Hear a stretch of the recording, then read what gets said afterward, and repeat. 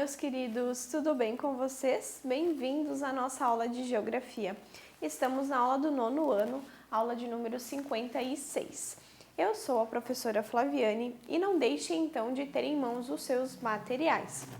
Caderno, caneta, lápis, borracha, tudo que vocês utilizam em sala, nas aulas presenciais, tenham aqui nessa aula também, porque é importante fazer anotações para que vocês respondam às atividades e possam fazer o exercício de fixar o conteúdo. Então, não deixem de ter em mãos esses materiais, um café, uma água também, sempre vai bem. Então, vamos ver a temática da nossa aula de hoje. Hoje a gente vai dar continuidade à nossa aula em relação a projeções, é a nossa segunda aula sobre o assunto, no qual nosso objetivo é identificar os tipos e modelos de projeção e suas representações de mundo. Então, lembrando que na aula passada a gente já conversou um pouco sobre isso, Aqui só relembrando um pouco sobre o que é a cartografia, Que é esse estudo que trata da representação da Terra ou parte dela, através de produtos. E o mais utilizado no caso são os mapas. O que é a projeção, então? A gente precisa, desses mapas para que a gente possa estudar a superfície do planeta. E a projeção é o quê? Transformar essa esfera em uma área plana. Então, qual que é a definição de projeção? São representações da superfície esférica em um plano, que possibilita, então, a construção de um mapa. Então, nós vamos representar essa superfície esférica, que é o globo, em uma superfície plana, Lembrem que na aula passada a gente conversou, então, sobre os tipos de projeção quanto à superfície, Então, nós tínhamos a plana, nós tínhamos a cilíndrica, nós tínhamos a cônica, Que envolvia toda a Terra ali, era a cilíndrica no caso, e a cônica também era um plano tocante. Então, foi isso que nós vimos na aula passada, Os tipos de projeção quanto à superfície na qual ela vai ser projetada. Hoje, nós vamos ver quanto às suas propriedades. A gente pode minimizar as deformações ocorridas pela planificação, Que é reproduzir, então, o globo em uma superfície plana. A gente pode minimizar essas deformações da superfície no que diz respeito ao quê? As suas propriedades, que são as áreas, os ângulos e as distâncias. Nunca a gente vai conseguir minimizar os três simultaneamente. Lembrem que não existe projeção livre de deformação. Alguma deformação vai existir, porque é impossível projetar um globo, uma superfície, reproduzir um globo em uma superfície plana, ok? Sempre vai existir deformação de alguma forma. O que a gente pode fazer é minimizar alguma dessas propriedades. Com isso, a gente tem a geração de alguns tipos de projeção. As projeções equidistantes. Então, as distâncias representadas estão corretas. Equidistantes, aqui o nome já diz, Equi, de equivalência, então as distâncias estão equivalentes. Projeções conformes. A igualdade nos ângulos e nas formas dos continentes. Então, os ângulos vão estar corretos e as formas também, não vai existir deformação nas formas. Então, aqui a gente consegue ver, ângulos e formas, áreas e ângulos, porém aqui a distância vai ficar deformada.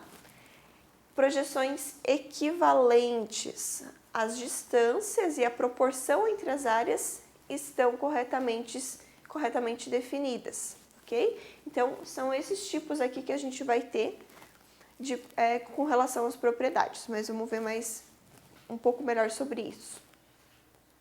Então, projeções conformes, que são essas aqui, Projeções conformes, onde há igualdade nos ângulos e nas formas dos continentes.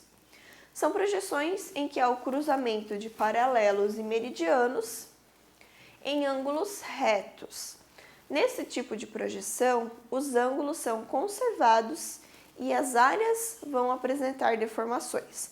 Vocês conseguem ver aqui uma projeção conforme, em que a representação aqui dos ângulos está correto. A gente vai ter um encontro, Encontro dessas linhas aqui são os ângulos. E uma projeção não conforme, as áreas aqui, os ângulos, eles vão estar mais corretamente, só que os ângulos não estão conservados. Então, essa é a diferença, a conservação de ângulos. Uma projeção equivalente. Então, vamos lembrar aqui, ó, projeção equivalente, as distâncias e a proporção entre as áreas estão corretamente definidas. Então, a distância entre um ponto e outro, né, e as áreas, elas vão estar corretas. São as projeções que apresentam bastante deformidade em torno de um ponto devido à variação de escala. Nesse tipo de projeção, a conservação das áreas e distorção dos ângulos. Então, aqui é uma projeção equivalente e uma projeção não equivalente. Então, em relação às áreas, ó, uma projeção equivalente vai conservar o tamanho das áreas aqui. Conseguem ver a diferença? Até onde pega aqui, ó. Então, as áreas, elas são conservadas aqui nesse tipo de projeção. Projeção equidistante. São as projeções que não apresentam deformidades lineares, ou seja, as distâncias estarão de acordo com a realidade apenas em uma direção. Nesse tipo de projeção, a gente preserva as distâncias, né? Por isso, equidistante, equivalência de distância.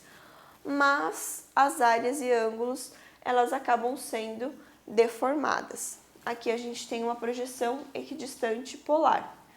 As distâncias aqui, ó, partindo do polo, elas são conservadas, né? Mas as áreas e os ângulos, eles acabam deformados.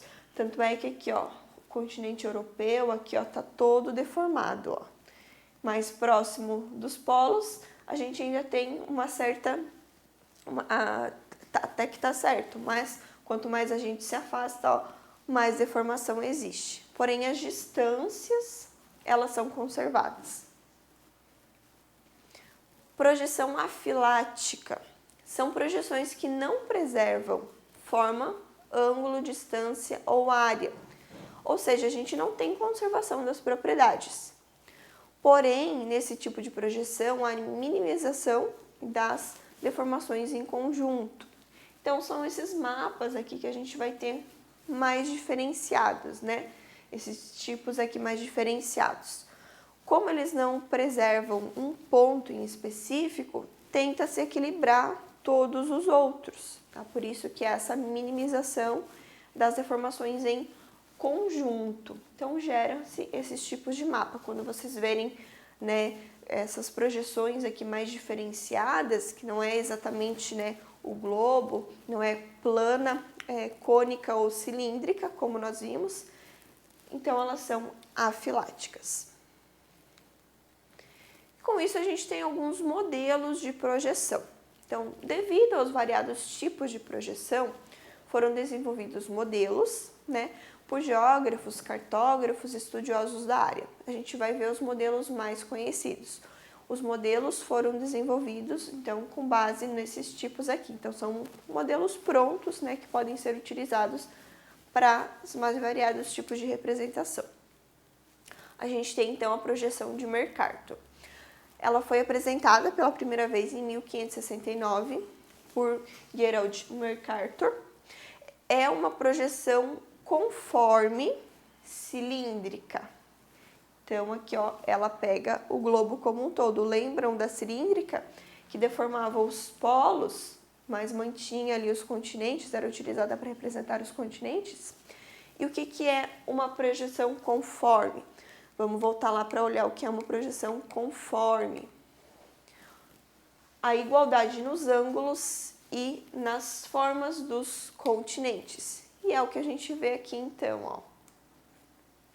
A forma dos continentes e os ângulos, ó, são respeitados. Então, aqui, ó, corresponde a uma projeção cilíndrica conforme, cujos paralelos, as linhas retas horizontais, e os meridianos, as linhas retas verticais, se cruzam em ângulos retos, ó. A gente consegue ter essa visão aqui a partir desse cruzamento.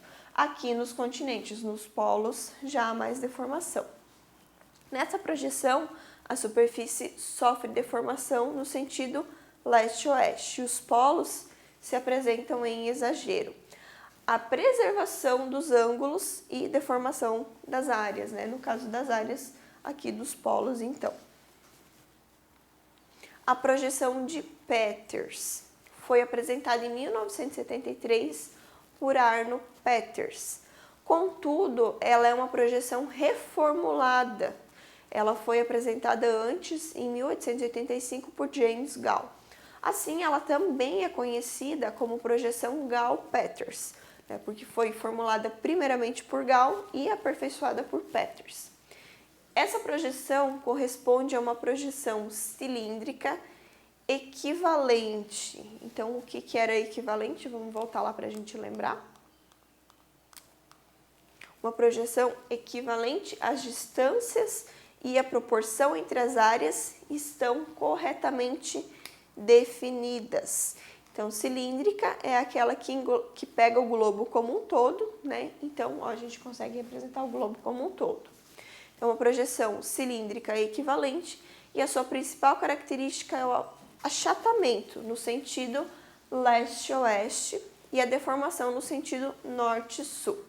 O modelo de Peters conserva as áreas, mas deforma ângulos e formas. Então, as áreas aqui, ó, o tamanho das áreas, ele acaba sendo conservado, mas vai deformar os ângulos, ó.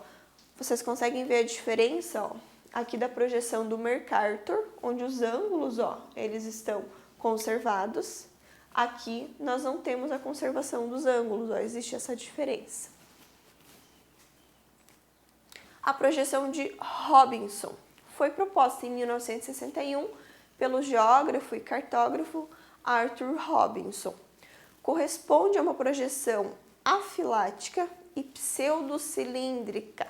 Nossa, professora, complicou. Não se preocupe. O que é pseudocilíndrica? Suas características se assemelham, então, a uma projeção cilíndrica. Então, reparem que, até agora, os três modelos que nós vimos, todos são cilíndricos, porque todos representam o globo como um todo. Nessa projeção, a alteração das formas e das áreas. E a afilática, vocês lembram que era aquela mais diferenciada? A afilática, essa aqui. A representação dos meridianos ocorre por meio de curvilíneas e os paralelos por linhas retas. A intenção dessa projeção é reduzir as distorções angulares, então, em relação aos ângulos, o que gera uma distorção mínima das áreas dos continentes. É, portanto, considerada a projeção que melhor apresenta as massas da Terra. E é esta projeção aqui, ó, é uma projeção afilática, né, porque ela tá mais arredondada aqui, ó. Vocês conseguem ver, né? Ela tenta imitar ali a circunferência do globo e ela é a que melhor representa aqui. Então, ela tem o quê? A representação dos meridianos ocorre por meio de curvilíneas, que são aqui, ó, mais curvas, ó, vocês conseguem ver, e dos paralelos, então, por linhas retas. É por isso que ela consegue representar melhor o globo terrestre. A intenção, então, dessa projeção é reduzir as distorções dos ângulos, né, do encontro aqui dos pontos, então, as distorções angulares ali, o que gera uma distorção mínima das áreas dos continentes. Ó. Então, a gente consegue ter a melhor conservação dos continentes. É por isso que ela é a mais utilizada para a representação do globo terrestre. E é isso, então, pessoal. Nós vimos, então, o que são as projeções, os tipos, os modelos mais utilizados. Não deixem, então, de fazer as suas atividades. É bem importante para que vocês fixem, né, bem o conteúdo. E nos vemos, então, na nossa próxima aula. Tchau, tchau!